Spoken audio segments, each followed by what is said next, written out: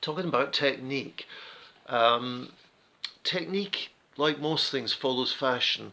So don't get too precious about it. Don't get too worked up about it. Don't think that there's one correct way of doing things, because often what's correct for one style of music is completely wrong for another. Good example, Jimi Hendrix would play the guitar with his huge fingers and his huge thumb over the top like that. Classical musicians would not want this at all. Classical guitar says this thumb should be halfway down the back of the neck, roughly behind the second and first fingers, applying equal pressure, and they would never ever have their thumb up there. That would be bad technique. However, having said that, there are things that can make your playing more versatile and more fluid. Don't squeeze too tight, relax, and just put enough pressure on the note to hear it. So if I play this note, if I really squeeze, I'm using up a lot of strength and energy, but if I relax the finger, I still hear the note. If I relax too much, I get that. So just try and find the point in all these exercises where you're just using enough force to get the note and not excessively squeezing. Second principle is minimum movement. So don't make any unnecessary movements. If you're playing this, for example, don't go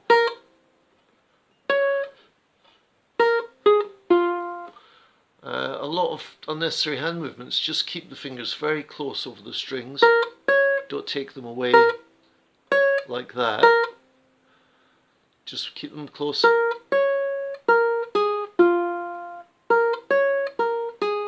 And you see, as I play this, I leave the first finger on because I'm going to play it again, so it would be an unnecessary movement to take that off and then have to put it back.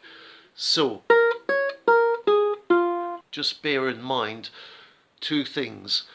Avoid unnecessary force, in other words, be soft, be gentle, and avoid excessive movement, in other words, minimum movement. So minimum movement and relaxed, gentle pressure is what you want to aim for. That in mind, we're going to begin exercise 1. This is on page 3. This is for the left hand. 1, 2, 3, 4, then 4, 3, 2, 1. Then 1, 4, 3, 4, 2, 4, 3, 4. That's 1, 4, 3, 4, 2, 4, 3, 4. Thinking about minimum movement. And also another fault beginners have sometimes is to the hand comes around this way, which makes it impossible to get this finger on. So turn your hand round, like if your hands were naturally by your sides, they'd form this kind of position, and that's the position you want. Just take that and stick it on the fretboard, so we get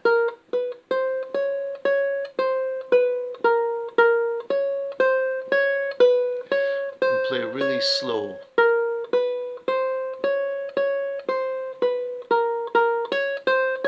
And you can speed up as you get better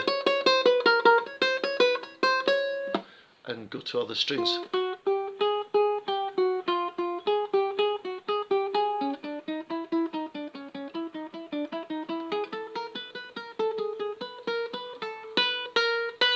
You can play this further up the neck. And then come down the neck. So again, take it really slow to begin. If you want, use a metronome and avoid this. Hand nice and square, practice in front of a mirror. Thumb not up here, and hand all cramped up, nice, spaced feeling. And don't squeeze too hard.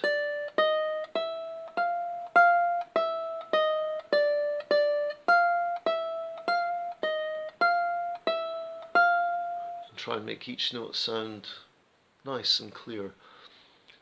A hammer-on is basically when you play one note, so we're playing on the first fret and we're going to hammer on with this finger just from above, not too far but it's far enough to get the sound.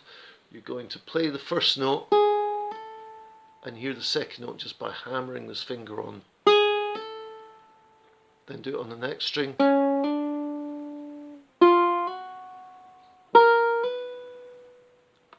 That's. And then coming back to pull off, you don't lift the finger straight up, you pull it down like that.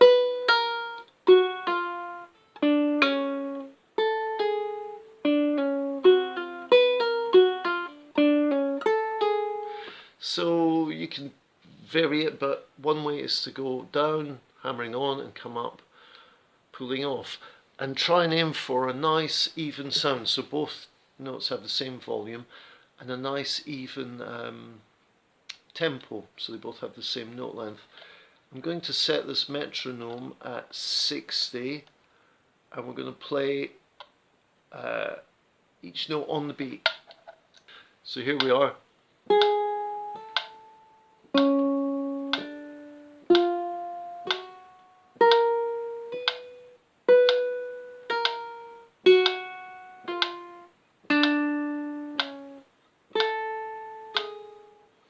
Then we move on to fingers 2 and we're going to hammer on with 3 and pull off with 3. So hammering on, going down.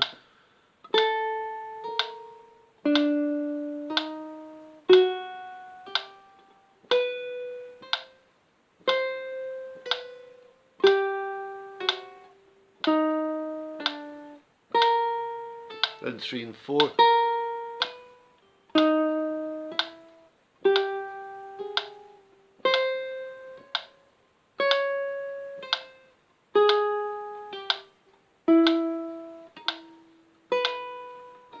Then 2 and 4. Fingers 3 and 4 are the hardest.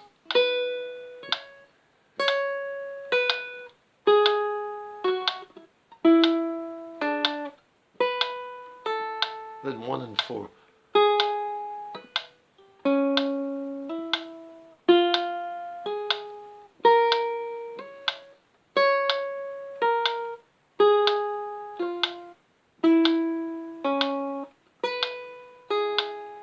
Exercise 3 is playing triplets, so we're going to hammer on and pull off.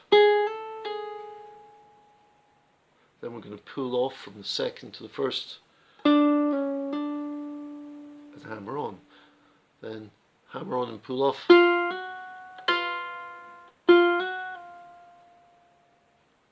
Then pull off and hammer on. So we're either hammering on and pulling off or pulling off and hammering on. Nice and slow.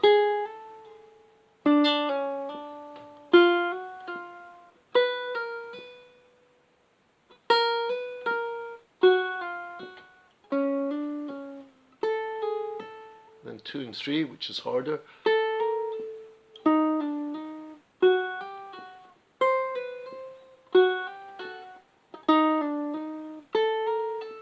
Three and 4, which is very hard.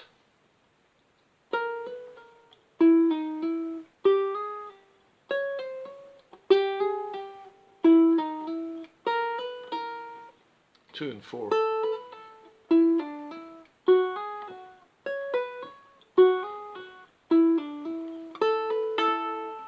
And then 1 and 4.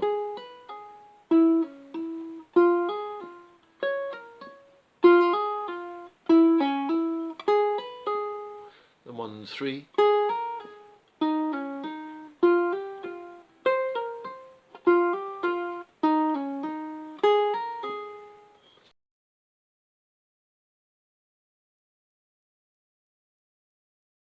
For these exercises, we're going to use our right hand fingers. We're going to use the I finger, the index, and the M finger, the middle finger. So that's I and M.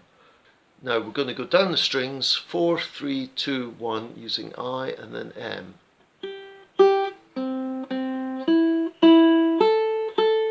this first time I'm going to rest on the string. There's no string above this, so I'm in air.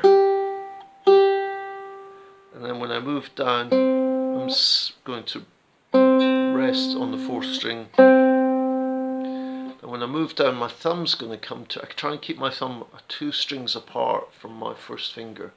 So my thumb's going to come down and rest on the top of the 4th string, and I'm going to play the 2nd string, resting on the 3rd, and then 2nd string, resting on the 3rd.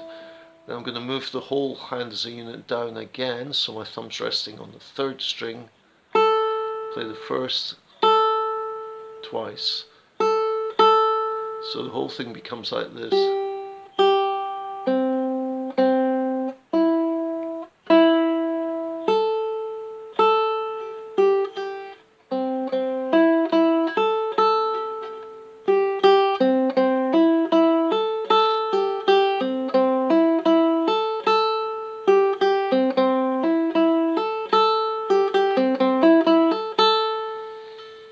And when you've got used to that, you can play without resting on the string, play just in air.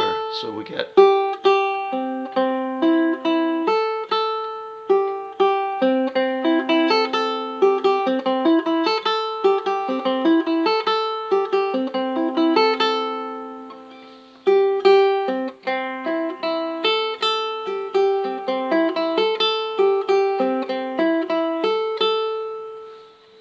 okay. So exercise 1 for the right hand goes like this. Then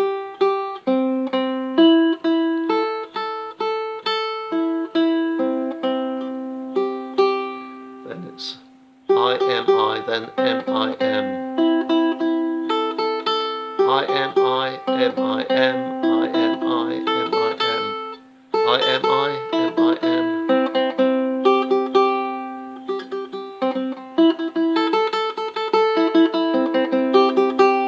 So exercise 2, building speed. If we just take the first 2 bars, you begin with a sedate pace. So we go 1, 2, 3, 4, playing on the beat. In the second bar, we start 1, 2, and then 3 and 4 and 3 and 4 and. So double speed. So we get 2 bars is 1, 2, 3 and 4 and 1, 2, 3, 4, 1.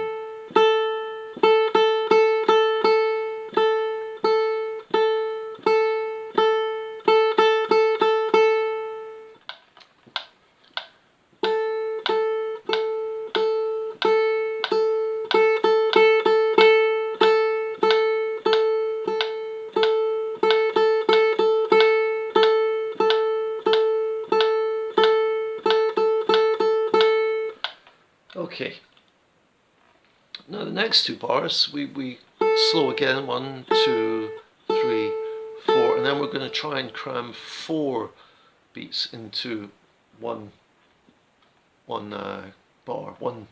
note. So we get 1 and 2 E and D. The way to count is 1 and 2 E and D, 3 and 4 E and D. 1 and.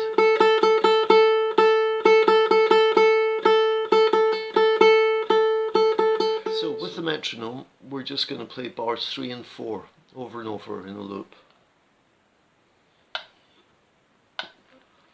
1, 2.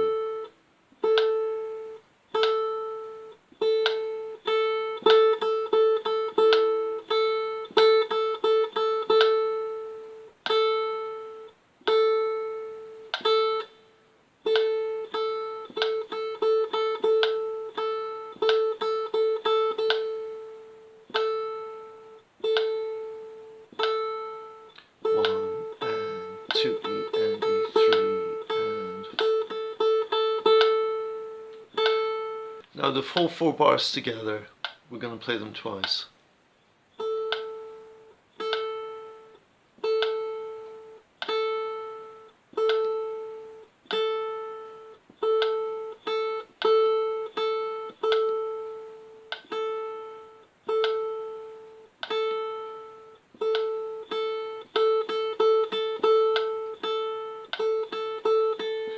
hard to keep in time with the metronome, so very useful things to have to get your timing correct, to get your rhythm correct.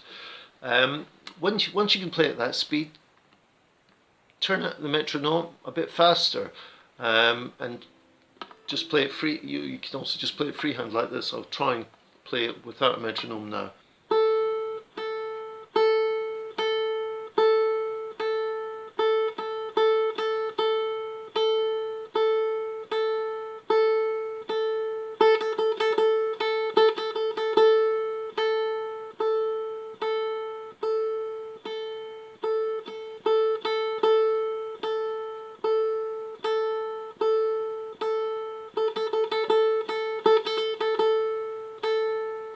And so forth.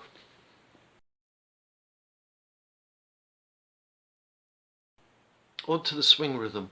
Often in blues and jazz, you're playing a triplet, but you're kind of missing out the middle note of the triplet. So it's 1 and 2 and 3 and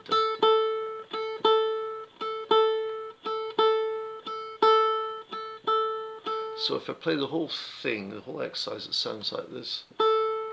2, 3. 1, 2, 3. 1, 2. 1 and 2 and 3 and 1 and 2 and 3 and okay. Finally, exercise 4, a finger picking pattern, which you can use rather than strumming. You can use this over chords, and it's basically an alternating thumb on the 3rd and 4th. So 1, 2, 3, 4.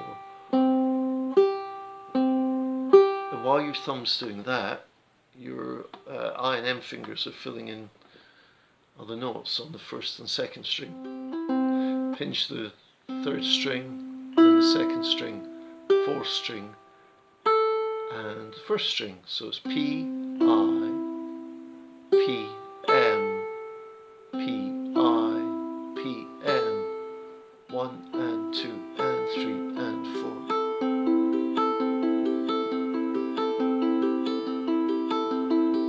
And if you add some chords,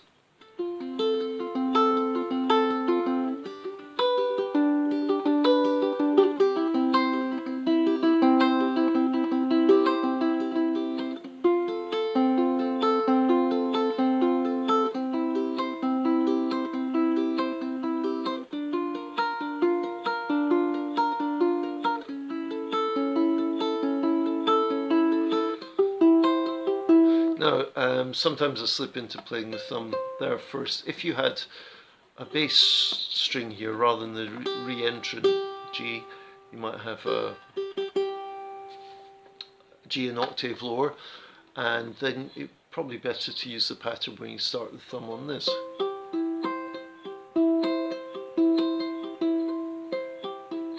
Just reversing rather than thumb this way, starting on there. You start on here.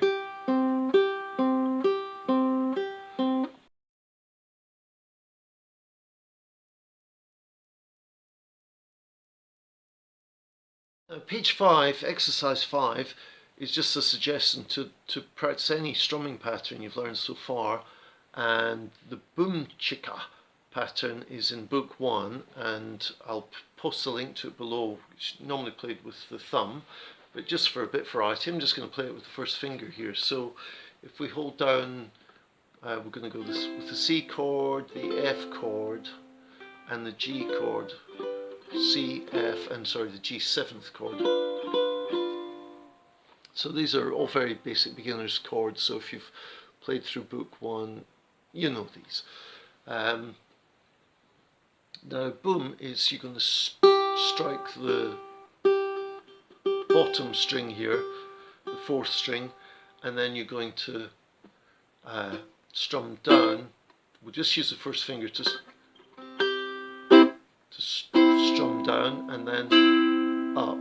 So on using the C chord, 1, 2, 1, 2, and 1, 2, 1,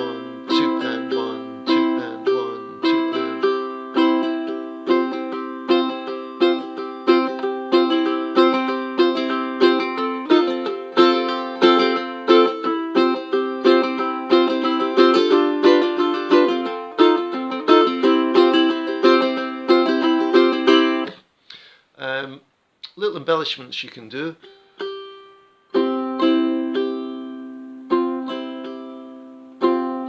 Is add the first finger on here, one, and take it off. Now we haven't really, that should be boom, chicka, but to get the chick sound we've got to damp these strings. So rather than let them ring out, we're going to drop the heel of the hand. As we strike, we're going to drop the hand onto it so you get a more percussive sound. So rather than boom, chicka, we're going to go boom, chicka, boom, and then raise. For the up string, for the upstroke, let the hand come off and the strings ring out. So we get boom, chick, boom, chick,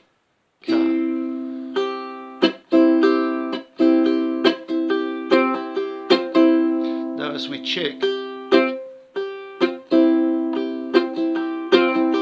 can drop this finger on.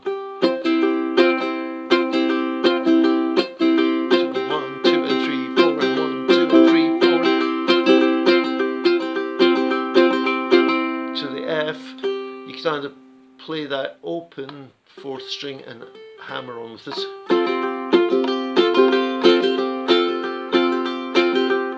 or you can have that already on and hammer on with the third string on the third finger on the third finger on the third string, third fret, for a nice 7 sound. So what have we got so far?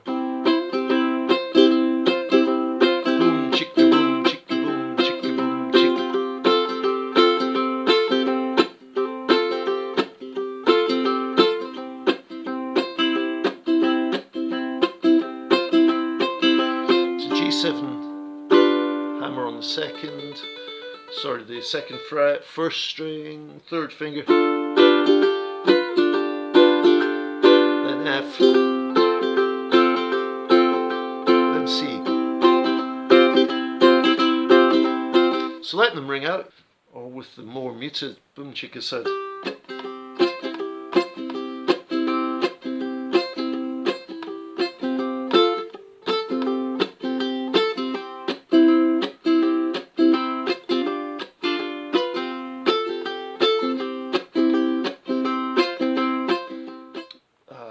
That's one way to do it. You can also do it with the thumb.